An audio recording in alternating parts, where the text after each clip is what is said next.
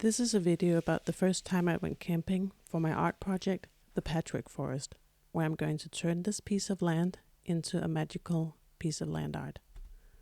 On a scale of 1 to 10, I'm probably like a 7 nervous for this. We'll have a look at some of the gear I bought for going camping as a complete newbie. Apparently I'm turning into my mom in the 90s. And then we'll be on our way, except something's gonna come up along the way, which we'll manage, and in the end, we'll get there. But let's start at the beginning.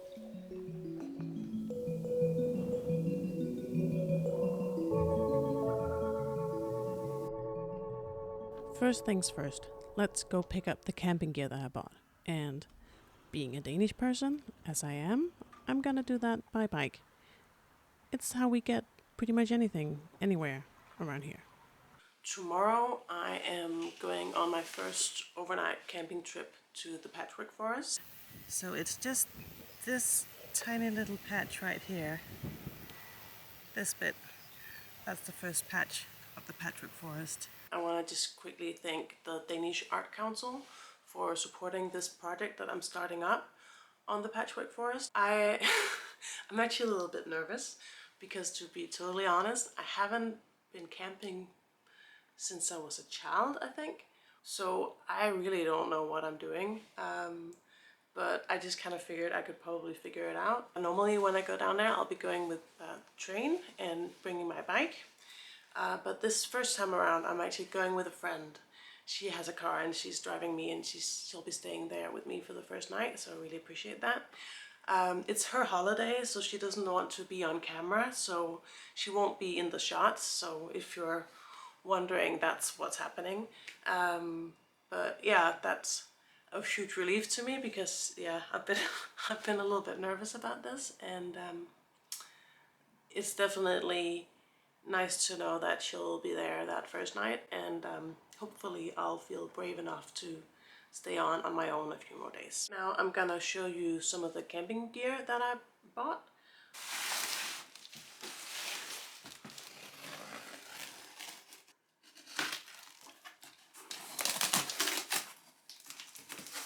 I'm planning on being there for quite a bit of time. I'll hopefully be staying there for like a week at a time at certain intervals. So I wanted the tent to be something really nice. Like, obviously you can't tell much from this, but this is a nice tent. It's one of those kind of more cottony looking tents, but it's actually high tech. So it's not too heavy, but it's not tiny either. Along with the tent itself, there's also like this extra gear for all the, this is where you can tell I don't know anything, all the sticks and stuff. I also got a poncho, and the nice thing about this poncho is that you can actually use it as a tarp as well. I also bought quite a nice looking air mattress. It got recommended by a lot of different like thru hikers, and it's very lightweight, and I thought if I was gonna splurge on something, it would be what I'm sleeping on, so I don't get back pains, which I've had problems with before. My sleeping bag is just like an old one a friend of mine gave me a while back. I also got just a little fanny pack thing. Apparently I'm turning into my mom in the 90s, but it's nice because I can just have my water bottle and my phone and small stuff on here without bringing too much stuff with me. I got this hat of my dad. I think, speaking of the 90s, I think probably he got this around then. It's for some ice hockey team. I needed a hat, and it felt silly to spend several 100 kronas on a hat when I was sure he would have an old spare one. And it's already got that little artist look going on with the paint on it. On a scale of 1 to 10, I'm probably like a 7 nervous for this, and it's super silly because I'm just going camping with a friend. I think it's just because it's new, and yeah, it's exciting, but also a little nerve-wracking. When I was finally ready to leave and had everything packed, I realized I really need to get a bigger bag, but that's for future worries. Right now, we're just gonna get in my friend's car and drive on down to Falster. Falster is an island in the southern part of Denmark, and I live in Copenhagen, so it takes about an hour and a half to drive down there. And if you go by public transport, which is how I'll normally be going back and forth, it takes about 2.5 hours each way. So 5 hours in transit on one day means you can go back and forth the same day, but I definitely want to be able to camp down there. That's gonna make things a lot more manageable. Falster is a pretty cool place. It's kind of a solar punk utopia.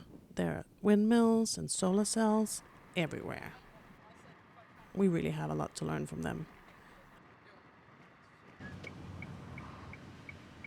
So, just up ahead on the right hand side on the corner right here, this is where the Patchwork Forest first piece of land is.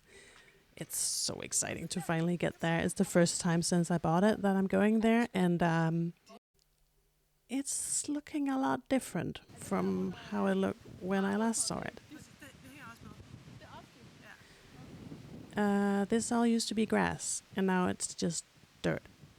I was actually pretty upset when this happened, but luckily I didn't panic too much, because later I found out that it was just a clerical error from the municipal that I bought the land from, and actually what they had done is that all of the ground you see torn up here is where they planted wildflowers.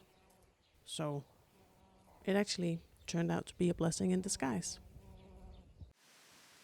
While I was super excited about being back on the land, now it was time to go to the nearby campsite to set up our tents for the night. We were pretty ready to just settle down, but when we arrived there, we met this little guy. It's a tiny little baby hedgehog, or a hoglet, as I learned that they're called. He's really small and clearly defenseless. We spoke to some of the locals, and apparently this wasn't the first one that they'd found.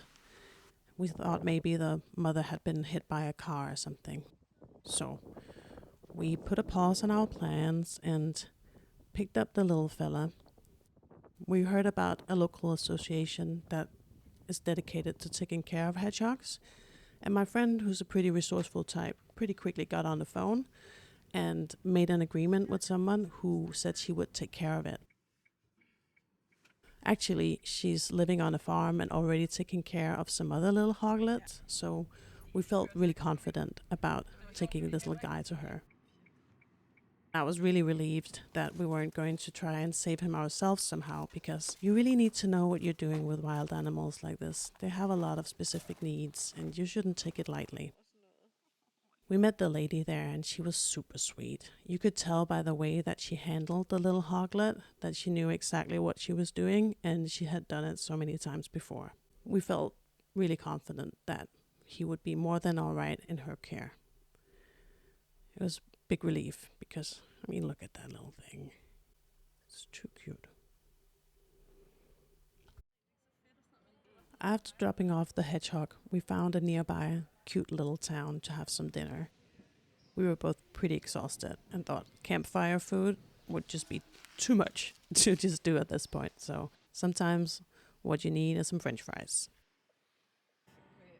And finally heading back to really go to the campsite and start setting up.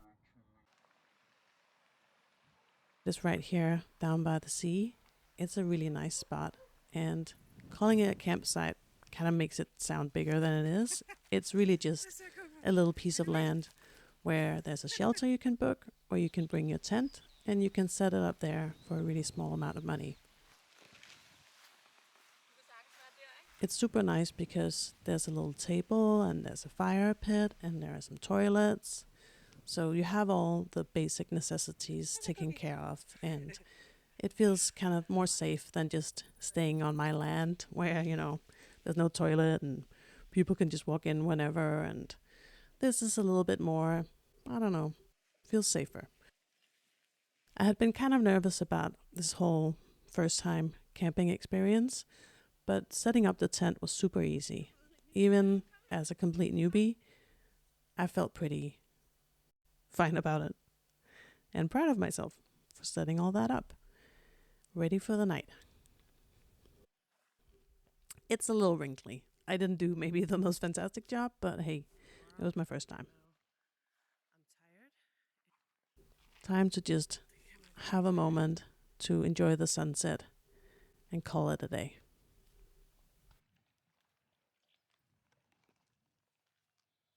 The first night was a little rough, but all things considered, not too bad.